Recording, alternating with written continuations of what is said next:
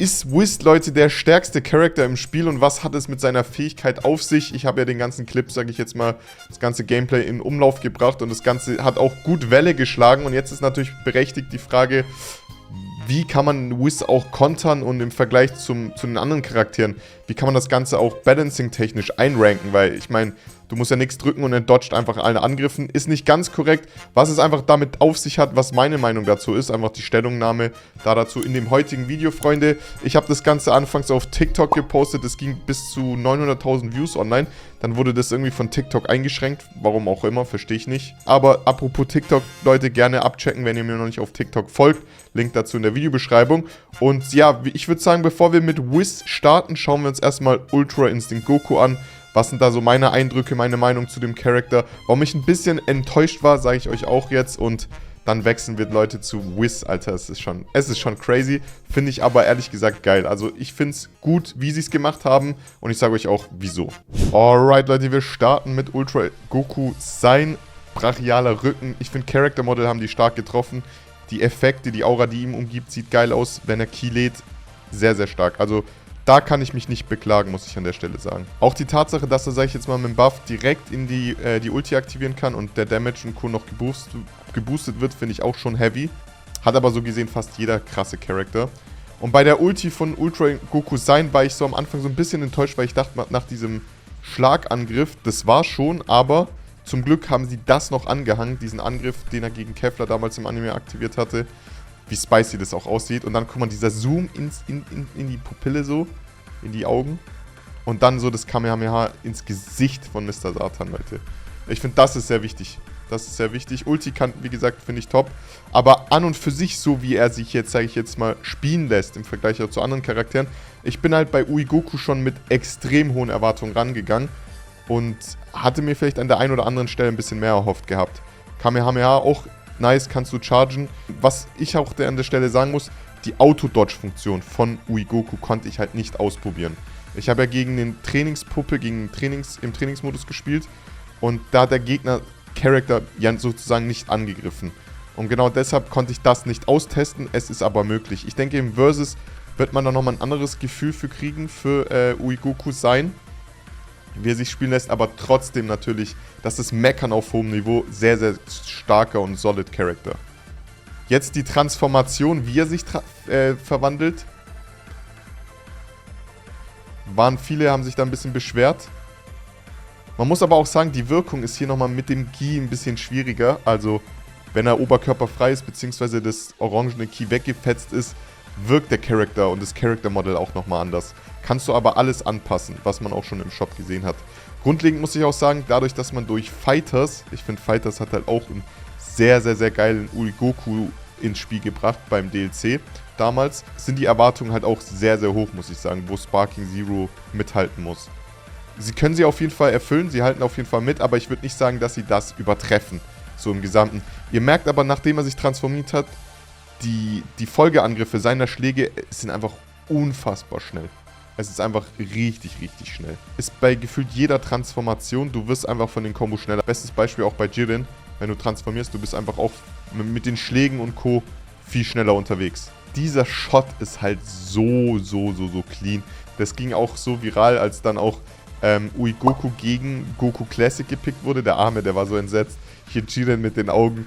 Dieser Shot auch mit den, das sind so Kleinigkeiten, die da, sag ich jetzt mal, mitgenommen haben, aber bei den Augen so, diese Aura, dieses Verzerrte, was du da siehst, diesen Verlauf, ich finde, das macht so viel aus, ich finde das so clean. Das ist krass. Und dann halt das Kamehameha mit dem zusätzlichen, weil ich finde, so wäre es noch zu langweilig. Zum Glück haben die dann noch einen Zusatz reingehauen. Mit dem Boost und dann noch dieser Schrei aus der Hölle, Freunde. Geil. Hätte krasser sein können, aber trotzdem würde ich sagen, so eine 8 von 10, 9 von 10 die Ulti. Auch er direkt sozusagen mit seinem Skill aktiviert sich. Auch er kann sich direkt transformieren, alle Skills direkt gebufft, was auch unfassbar stark ist. Also ich kann jetzt schon mal sagen, dass von den Character-Cost Goku und Goku Sein sehr weit oben sein werden. die Aura, die ihm halt umgibt beim Sprintangriff, auch brutal. Das ist halt die typische Grab, die man, so wie man ihn kennt. Die Dodge-Funktionen sind halt hier verdammt wichtig. Die habe ich nicht aufnehmen können, weil ich halt im Trainingsmodus war. Da müssen wir warten oder sobald das Game draußen ist, werde ich das nochmal genauer anschauen und abchecken. Ihr wahrscheinlich genauso. Aber so viel zu Uegoku. Ich finde, wie gesagt, im Vergleich zu Fighters, die Erwartung, die Messlatte war sehr hoch gesetzt. Man wird dem gerecht, aber ich finde, man hätte an der einen oder anderen Stelle noch ein bisschen was doller oder heftiger draufhauen können, so gesehen. Vor allem bei Ultra Instinct Goku bzw. Mastered Uegoku von der Transformation. Lasst mich gerne wissen, was ihr dazu denkt von Uegoku. Aber so viel zu dem Thema. Jetzt die Frage, dieser Charakter im Vergleich zu Whis. Und hier seht ihr halt einfach diese Instant Dodges. Und das ist ja das, wo jeder gedacht hat, so, wait, was zur Hölle, was ist mit Whis los? Wie OP ist das? Klar, die haben es in Sparking Zero so gemacht, dass natürlich die Charaktere, so wie im Anime, die Fähigkeiten haben. Er ist der Engel, er beherrscht, sage ich jetzt mal, den Mastered Ultra Instinct auf dem krassesten Level. Und meine erste Reaktion, wo ich das gesehen habe, wo ich mit GT Goku versucht habe, Whis zu treffen, war einfach so, ich hatte den Mund offen, ich dachte mir so, niemals. Niemals haben die das jetzt ins Spiel eingeführt. Das war der erste Gedanke, krass. Finde ich cool, dass sie sich an den Anime gehalten haben. Aber auf der anderen Seite dachte ich mir so, okay, für einen Online-Modus, wie sollen die das dann balancen? Und hier kommt an der Stelle hinzu, das werdet ihr auch nachher in einem Clip sehen, wobei ich glaube, das habe ich in dem Video gar nicht drin. Bevor ich auf Whis zufliege, mit dem Clip, wo ich mit GT Goku ihn angreife, habe ich ihn teilweise schon getroffen, bevor dann diese Instant-Auto-Dodge-Funktion funktioniert hat. Das heißt folgendermaßen, damit das Ganze funktioniert, muss der Gegner, der Whis spielt, absolut nichts auf dem Controller drücken. Selbst wenn er die Pfeiltasten, ich weiß nicht, ob der NPC, ob die Trainingspuppe in dem Moment gelaufen ist, aber sobald irgendwas gedrückt wird, sobald ein Input gedrückt wird, funktioniert diese Auto-Dodge-Funktion von Whis nicht. Erstens. Zweitens, er ist in der Hinsicht wirklich nur, in Anführungszeichen, immun gegen Folgeangriffe, gegen Schlagangriffe und gegen Ki-Angriffe, also gegen Viereck und Dreieck. Was bei ihm aber trotzdem ständig funktioniert, sind Grabs, alle Ki-Angriffe, darunter gerade die Sprintangriffe, Ki-Attacken und natürlich die Ultimate. Und wenn man das weiß und im Hinterkopf behält, denke ich, hat man auf jeden Fall einen sehr guten Weg, um Whis zu kontern. Zu Whis selber, wie er sich spielen lässt, also das ist die Möglichkeiten, wie man ihn kontern kann. Oder wo ich denke, okay, dass das sozusagen das noch im Rahmen hält. Aber werden wir ja sowieso sehen, wenn ein Online-Modus draußen ist, beziehungsweise das Game draußen ist, wenn wir online zocken und die ganzen Leute Whis nehmen. Auf der anderen Seite, Leute, ihr wisst, dass es in Ranked Character Cost geben wird. Und ich kann mir ganz gut vorstellen, oder es wird 100% so sein, dass Whis die höchste Character Cost im gesamten Spiel hat. Und wenn es Tournaments gibt, wo man auch Charaktere bannen kann, dass er dann außen vor ist. Aber ich finde ihn vom Spielstil, spielt er sich, finde ich, jetzt nicht außergewöhnlich krass oder so. Was bei ihm am heftigsten ist, ist halt wirklich diese Passiv-Dodges. Aber, wobei an der anderen Stelle, er kann sich auch heilen, Freunde. Whis kann sich auch heilen, indem er diesen Snack, also mit dem Angriff L-Kreis Snack Time, kann er sich auch heilen. Die Barriere konnte ich an der Stelle auch nicht komplett ausprobieren. Also, er wird sich wahrscheinlich, so wie man es aus dem Anime kennt, dann schützen können. Mit der Barriere, was aber ebenfalls 3 Charakterpunkte kostet und 4 halt zum Heilen. Der Angriff hier, da musst du sehr, sehr close stehen, um den zu treffen. Ihr werdet es nachher sehen, wo ich den ausprobiere. Die normalen Kombos sind cool, definitiv. Aber er ist jetzt nicht besonders schnell, etc. Aber klar, dann wäre das sonst der overpoweredste Charakter schlechthin. Whis an sich ja immer, hält sich ja immer zurück, weil er zu krass ist. Und das siehst du halt hier auch in diesem Moveset von ihm. Auch bei der Grab, das ist einfach nur ein Fingerschnipser. Und guck, ihr seht, der Abstand ist relativ close und trotzdem treffe ich nicht. Ich aktiviere es, glaube ich, hier gleich nochmal. Genau, also ich stehe wirklich vor dem Gegner und dann merkst du halt, wie der Angriff zieht. Und er fliegt dann einfach nur so ein bisschen weg. Also ist jetzt auch nicht so unfassbar krass wie bei anderen Charakteren. Aber wie gesagt, wir reden hier immer noch von Whis, Leute, der ein Engel ist. Aber ich kann jetzt schon sagen, also vor allem die Combo Whis und Ultra Instinct Goku in einem Team, ich glaube, du wirst die nicht mal von der Character Cost Anzahl, wirst du die niemals in einem Team spielen können. Ich glaube nicht, dass die das zulassen werden.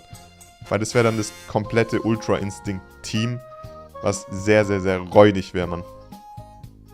Aber ich kann mir auch gut vorstellen, dass die genau so Geschichten dann im Verlauf auch noch patchen werden. Seine Ultimate, wo Beerus auch mit am Start ist, ist auch cool. Aber er rastet halt nicht aus. Wiz bleibt immer noch so mega gechillt. Von daher würde ich sagen, das Moveset sehr überschaubar. Aber ihr habt es hier habt ihr es gesehen, genau. Zeigt es nochmal. Das Krasse ist ja, dass halt Wiz auch bei Uigoku, das hatte ich vergessen zu erwähnen, wenn er die Dodge-Funktion aktiviert, verliert er halt Ki. Das heißt, wenn du mit Uigoku kein Ki mehr hast, kannst du auch nicht mehr instant auto-dodgen. Bei Wiz ist es halt eben nicht so. Und ihr habt gesehen, dass ich ihn hier, als ich rübergeflogen bin, was auch immer die Trainingspuppe gemacht hat, oder am Anfang wurde noch nichts gedrückt, der erste Schlag hat getroffen. Ihr seht es, dass Wiz hier Leben verloren hat. Der erste Schlag hat getroffen. Nur ab dann greift halt diese Auto-Dodge-Funktion vom Spiel, wo du halt nichts machen musst. Kein Input. Ich kann mir gut vorstellen, also wenn du halt dann irgendwelche Tasten gedrückt hältst oder Bewegungstaste drauf hast, dass es dann nicht funktioniert. Und es ist halt schwierig, wenn Leute das sehen, denken sich so, ja, Online-Modus ist ripped, so. Online-Modus kannst du vergessen, das Spiel ist komplett Trash. Aber hier seht ihr es, guck, Grab funktioniert und alle Key-Angriffe funktionieren auch. Gameplay zu Beerus an der Stelle hatte ich, glaube ich, schon mal mich zu geäußert, falls nicht. Ich finde es für einen Gott der Zerstörung auch überschaubar, aber ich habe auch nicht alles unlocked. Also ich glaube, der Damage und Co., den er da raushaut, ist auch nochmal crazy. Aber Leute, so viel zu dem Thema. Ich meine, die Gameplay-Videos zu den verschiedenen Charakteren sind sowieso auf dem Channel online und nicht mehr lange, dann könnt ihr es selber ausprobieren und werdet eure Erfahrungen mit den Charakteren machen. Aber ich will an der Stelle, war es mir nur wichtig, nochmal klarzustellen, dass halt Wiz definitiv overpowered ist und busted, aber das auch immer eine Kehrseite hat und Einschränkungen haben wird. Und wenn man sich dessen im Hinterkopf ist und weiß, was halt gegen ihn funktioniert, wird man ihn auch definitiv kontern können. Und ich persönlich bin jetzt gar nicht scharf darauf, ihn in mein Team zu bauen. Werde ihn definitiv ausprobieren, aber ich werde ihn da nicht reinhauen. Bei Uigoku sieht es wiederum ein bisschen anders aus. Da habe ich schon auf jeden Fall mehr Bock drauf. Lasst mich gerne wissen, wie es bei euch aussieht, Leute. Habt ihr Wiz schon safe im Team? Oder seid ihr da auch so der Ansicht und denkt euch, ja, wenn die anderen ihn picken, brauche ich ihn sowieso nicht. Seid ihr auch nicht, Leute. Lasst mich wissen. In der Hinsicht, macht's gut, haut rein. Bis zum nächsten Mal. Euer Maru Haki.